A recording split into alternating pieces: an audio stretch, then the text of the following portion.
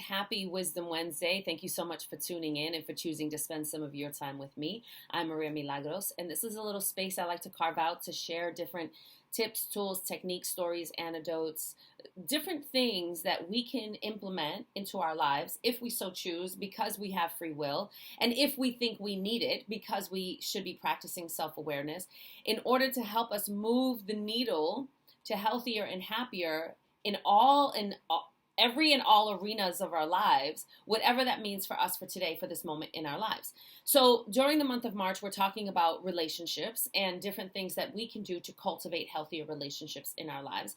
And I always start here because I recognize that all things begin and end here based on my experiences, my filters, my biases. Keeping that in mind, I want us to remember that relationships aren't happening to us.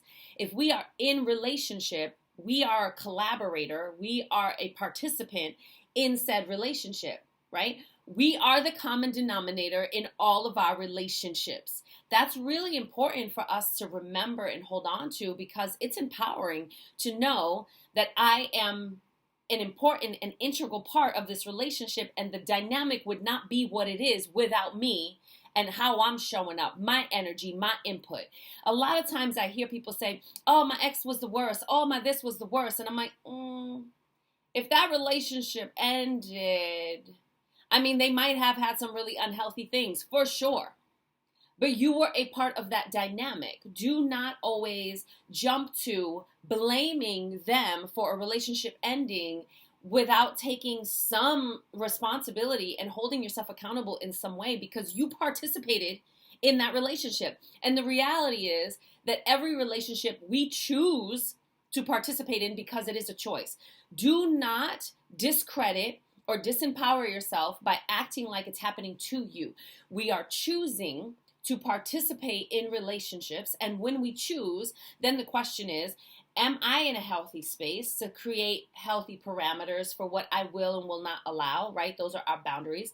Am I taking personal responsibility to make sure that I'm embodying, or at least practicing, or even learning the qualities that I want to exist in my relationships? Am I doing that first? Am I paying attention to my own filters and biases that might be, most likely are, influencing how I show up and how I receive information from the other person in this relationship? That's really important. Self-awareness is so important. It's so important. It's so important. It's so important. I don't know what that was, but anyways, so self-awareness is really important, because then we can use these assessments, if you will, to determine, do I need to create some shifting? Do I need to move the needle in a different direction? Maybe I need some therapy. Maybe I got to work through some stuff. Maybe I just need to build my communication skills, right? What is it that I need to do? And I'm not aware until I practice consistent and intentional self-awareness. Okay, so that's first and foremost. Practice self-awareness, practice self-awareness, practice self-awareness, be intentional, practice self-awareness. Okay, all right. When it comes to ourselves and our relationships, one of the things that I believe is really important is paying attention to potential versus patterns. What I mean by that is, we all have potential to be both monsters or saints. We all have this potential. The question is, what is the pattern that we are living?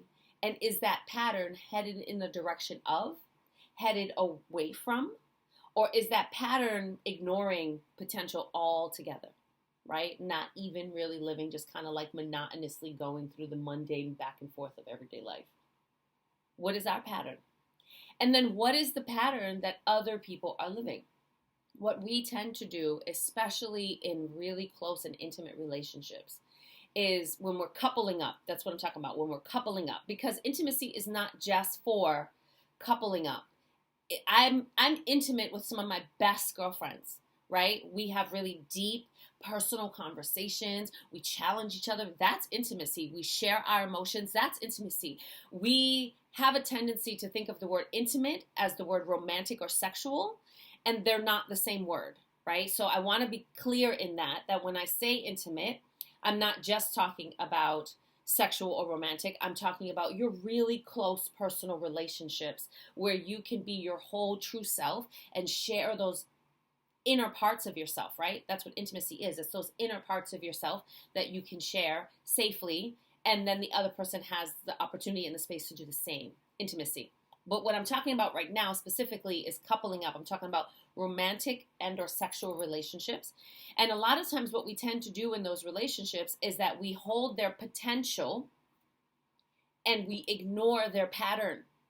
Even when the pattern is not healthy for us at this time in our lives. And the reason why I say it like that is because someone's pattern might be unhealthy for us and might not have that same impact or effect on other people, because it matters. Our filters, our biases, our experiences, where we are on our own scale, on our own journey of healthy and happy, that matters in how those behaviors or interactions influence and impact us, right? So then the question is this dynamic healthy for me at this time in my life? And if my goal is to get healthier, I need to look at my relationship sideways. I really do. Like, is this healthy for me right now? And then from that place, make healthy decisions, right? So, nope, I was going to go into a whole thing about self-sabotage and relationships, but we don't have time. We're going to try to keep this short. Patterns versus potential. Let's stay here. So when we have someone else's potential, what we do is we hold them here and say, yeah, but, even though all of this is really hurtful or damaging to us, but one time that person did this thing, and I know they have the potential. Honey, yes, they do. They absolutely have the potential, but it might not be your work to rescue them, to save them, to heal them, to force them to create the shifts in their lives to get healthy. Sometimes the best thing you can do is walk away, because a break in the pattern, i.e. you leaving, creates enough of a rip that they can then go, wait, something is off. I think it might be me. What do I need work? Maybe then that sends them to therapy, right? We think that by staying, because we put in X amount of time, that then we're going to force them to reach that potential. I've heard too many times where people say, oh yeah, we broke up because it was really unhealthy. And then so-and-so cleaned up their act. And then the next person they were with, they have this amazing relationship. Yes, and you were an integral part of that journey, because had you not left and there had not been a void or a loss, that person might not have done the work to complete that in themselves so that they can then seek out something healthier as they move forward, right? So pattern versus potential. What we tend to do with ourselves is we ignore our potential and we beat ourselves up for the pattern. So here's my suggestion in terms of this relationship is hold your potential and then create a pattern that does this, so that when you match that potential, the potential elevates, which forces you to create a pattern that does this. And then when you match that potential, it elevates. And then that's like, we're in this constant state of growth and evolution, or we should be, in order to continue to find new challenges, new ways to work on our skills, new ways to fulfill ourselves, new levels of joy, new levels of happiness, new levels of whatever, right? That's really an important relationship to have in terms of patterns and potentials. When it comes to the relationships that include other people, it is important that you hold on to their pattern, because hope lives there. Joy lives there. Possibility lives there. Yes, it is important. And it is important that you pay more attention to their patterns, because if the pattern is hurtful or damaging, then you need to make a decision accordingly. If you recognize that they, like you, need time, and that with time they are evolving, and they are doing that work for themselves first and foremost, not for you. That is not healthy for someone to create change in their behaviors for another person. Well, that's not necessarily true either. We can't get into it. Patterns versus potentials. Are they on a trajectory that's allowing them to meet their potential, and they're willing and wanting to do the work to continuously find new levels of health and happiness for themselves.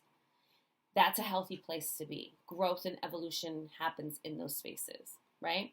Patterns versus potential. So pay attention to where your focus is.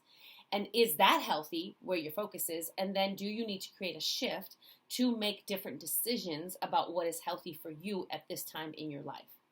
I do have to come over here and give this quick sidebar. Sometimes when we cannot create the necessary shifts for ourselves because we don't believe that we're deserving, worthy, or capable, it is sometimes easier to use someone else as a catalyst for our change. That in and of itself is not a bad thing.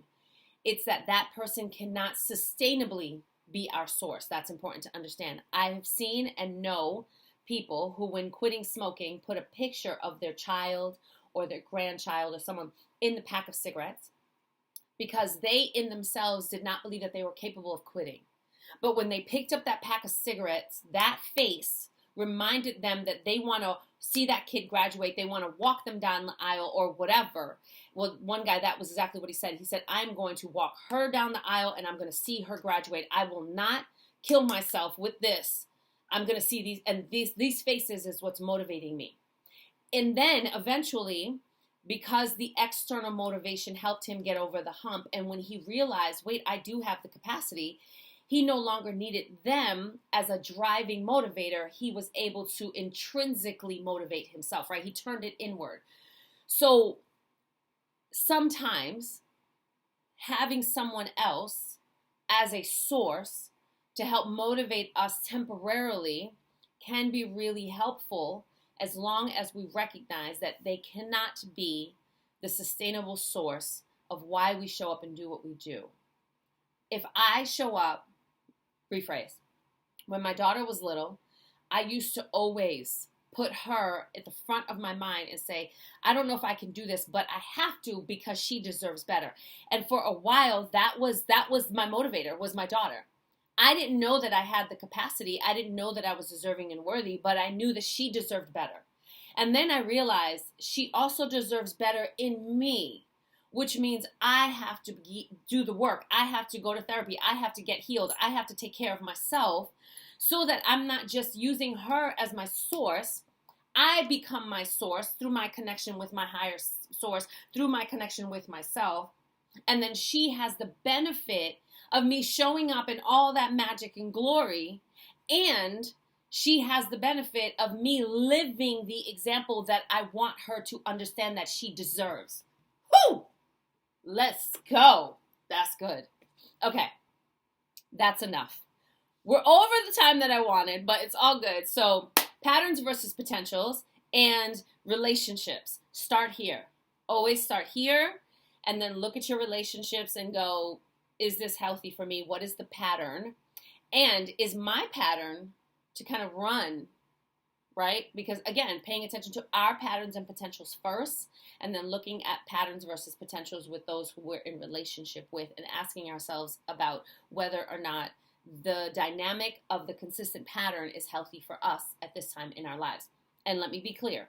If you did not express what you need to do that first because people are not mind readers. And if you missed that, put the boundary video right here at the end. All right, that's all I have. That's a lot. Okay, I'm sending you love and light. All this love and light. If you have questions, reach out. If you are looking for a life coach that's going to help you dive in and do the work, create some real sustainable shifting, and peel back some layers, holla at your girl. I'm good at it. I know I am. My clients said I am, and I live the things that I teach. So let me know. Go to my website, mariamilagros.net. That's it. I'm sending you love and light. And there's nothing you can do about it. I'll see you next week. Peace.